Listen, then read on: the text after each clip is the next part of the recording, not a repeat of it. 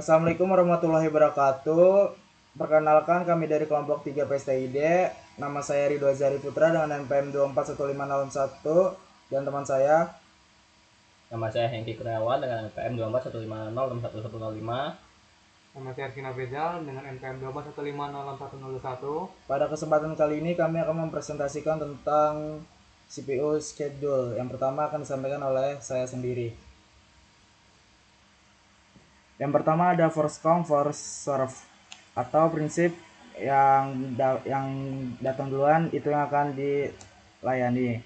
Jadi konsep intinya proses meminta CPU lebih dulu akan mendapatkan CPU lebih dulu, persis seperti antrian tiket. Pemisalannya seperti di UGD. Anda sebagai kepala perawat menerapkan aturan paling dasar. Siapa yang datang pertama, dia yang dilayani pertama. Tidak peduli keluhan apa, urutan pendaftar adalah segalanya. Detail cara kerjanya secara teknis, sistem operasi mengelola daftar pronsep yang siap disebut ready QAW menggunakan struktur data FIFO, first in, first out. Bayangkan ini seperti pipa, proses yang masuk dari satu ujung akan keluar dari ujung lainnya sesuai urutan masuk. Alur eksekusinya yaitu urutannya adalah A, B, C, dan yang terakhir D. Dan tabel performanya contohnya seperti yang pertama ada pasien dengan A yaitu waktu tunggunya 0 menit, waktu penyelesaiannya 8 menit. Dan pasien berikutnya B dengan waktu tunggunya 7 menit dan waktu penyelesaiannya 11 menit. Dan pasien berikutnya pasien C dengan waktu tunggunya 10 menit dan waktu penyelesaiannya 19 menit. Dan pasien D waktu tunggunya 18 menit dan waktu penyelesaiannya 23 menit. Rata-rata 8,75 menit waktu tunggunya dan waktu penyelesaiannya 15 menit. Kelebihannya sangat sederhana, logikanya mudah dipahami, dan kode untuk mengimplementasinya sangat simpel. Ini membuatnya bebas dari bug yang kompleks. Yang kedua, intuitif dan adil secara kronologis. Konsepnya sangat adil dari sudut pandang siapa yang datang duluan, tidak ada proses yang bisa menyerobot antrian. Kapan ini menjadi pilihan yang terbaik, yaitu saat batch processing, di mana pekerjaan dieksekusi satu persatu tanpa interaksi pengguna. Contoh sebuah server yang bertugas memproses video di malam hari. Urutan tidak terlalu penting, yang penting semua selesai.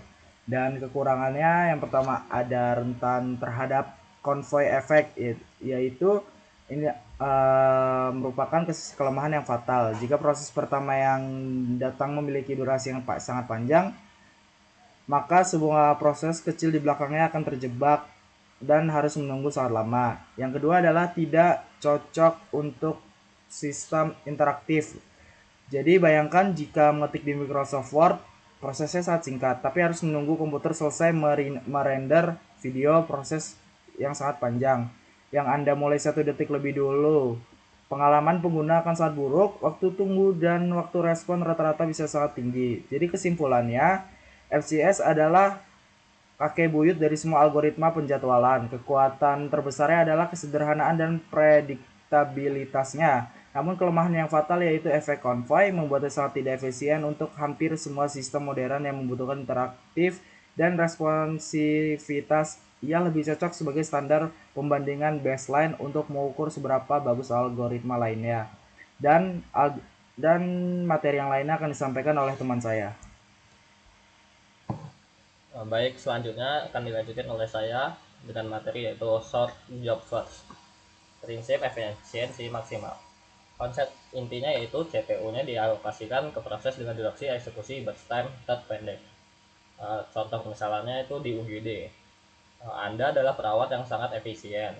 Tujuan Anda adalah agar pasien yang selesai ditangani pulang sebanyak mungkin dan secepat mungkin. Jadi, Anda selalu mendahulukan pasien dengan keluhan yang bisa ditangani paling cepat.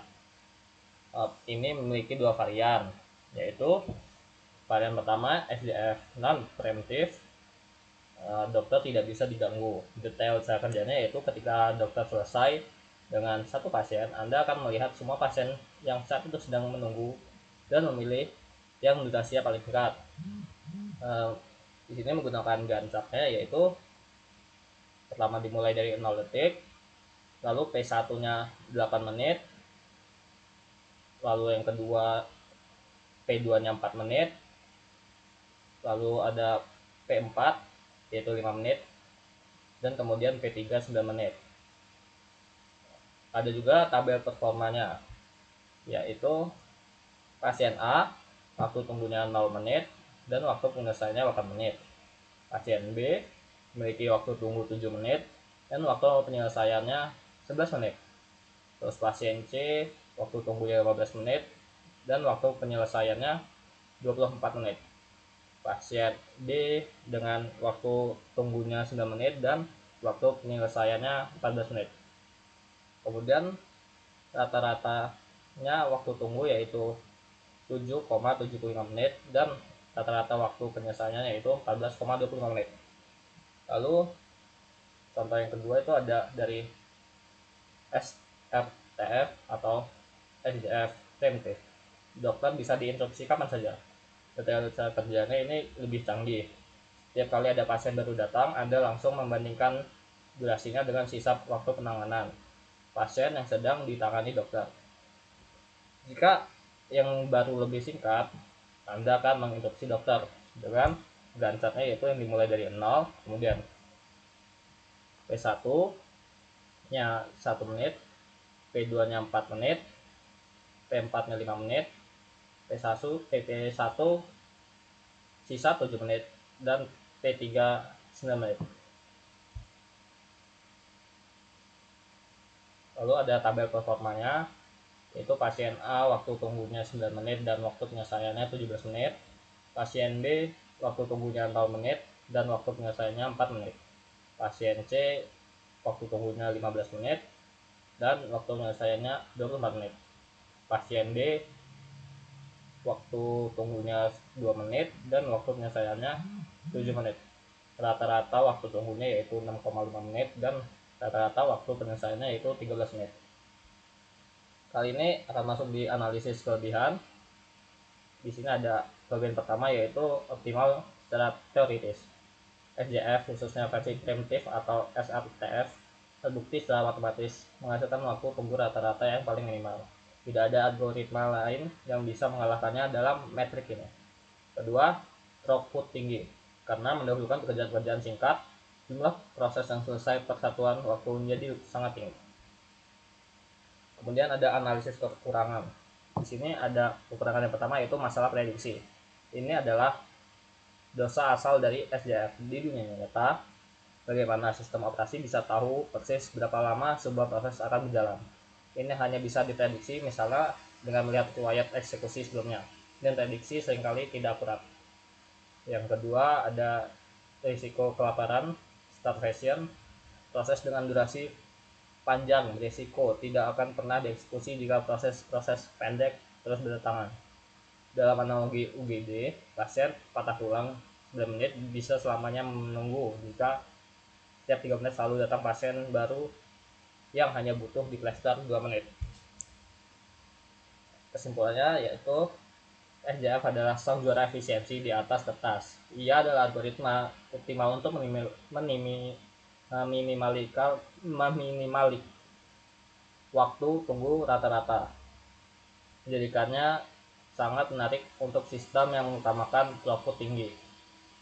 Namun, ketergantungannya pada prediksi durasi dan resiko kelaparan membuatnya sulit diimplementasikan secara murni di sistem operasi modern serbaguna.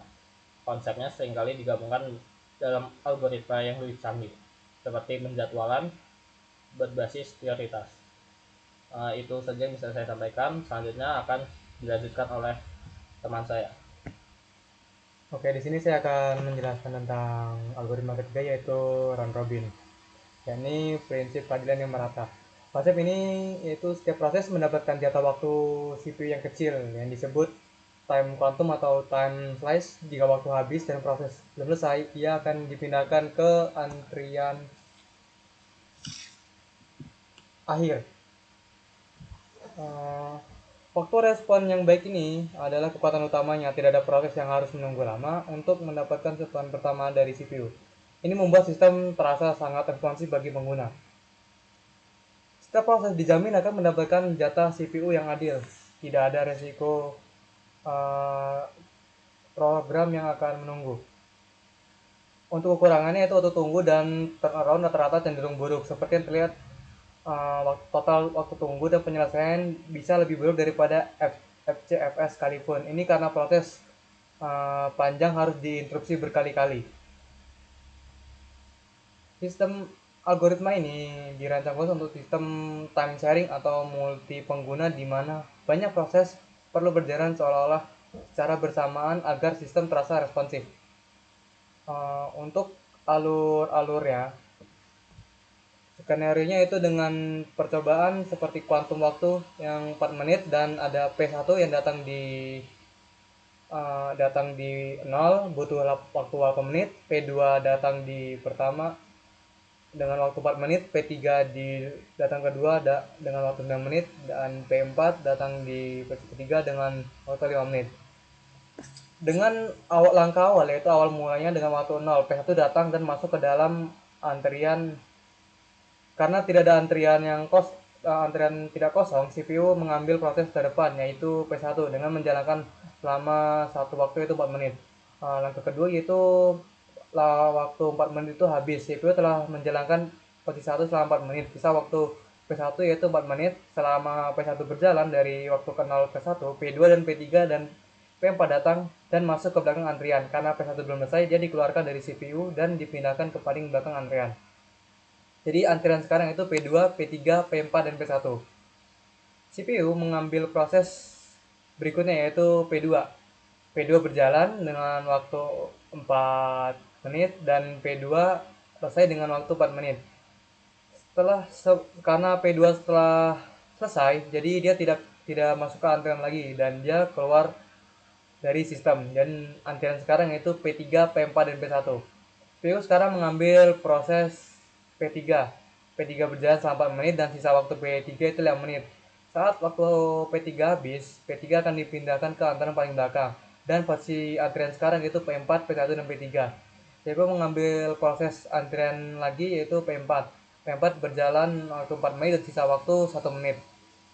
Saat waktu P4 1 menit dan waktu telah habis, P4 dipindahkan ke belakang antrian lagi. Dan antrian sekarang yaitu P1, P3, dan P4. CPU mengambil proses P1 lagi karena P1 tadi sudah berjalan beberapa menit. Jadi P1 dapat waktu 4 menit ini selesai dan dia keluar dari sistem. Akhirnya antrian yang sekarang yaitu P3 dan P4. CPU mengambil proses P4, P3 dan menjalankannya hingga selesai. Lalu P4 juga dengan sisa waktu 1 menit lagi dijalankan dengan selesai. P1 dieksekusi 2 kali dan P3 bahkan 3 kali karena durasi mereka lebih panjang dari waktu yang dibutuhkan yaitu 4 menit. Kesimpulannya itu alur Robin, yaitu secara sederhana alur kerja ini sebuah siklus yang adil. Jadi ambil dari depan, ambil proses dari kepala antrian. Dengan begitu semua proses atau yang akan menunggu itu bakal mendapatkan gilirannya masing-masing dengan waktu 4 menit. Sekian dari yang bisa saya sampaikan. Jadi kesimpulannya untuk materi ini, kesimpulan pertama untuk algoritma first come first serve, yaitu algoritma penjadwalan yang paling sederhana dan intuitif. Untuk kesimpulan short job first AGF, yaitu algoritma dengan paling efisien secara teoritis untuk meminimalkan waktu tunggu rata-rata. Dan yang terakhir yaitu kesimpulan round robin, yaitu round robin adalah algoritma yang adil, yaitu dirancang untuk keadilan dan responsivitas dan bukan untuk efisiensi murni. Penyampaian yang dapat kami sampaikan, karena lebihnya kami mohon maaf. Kami akhiri. Wassalamualaikum warahmatullahi wabarakatuh.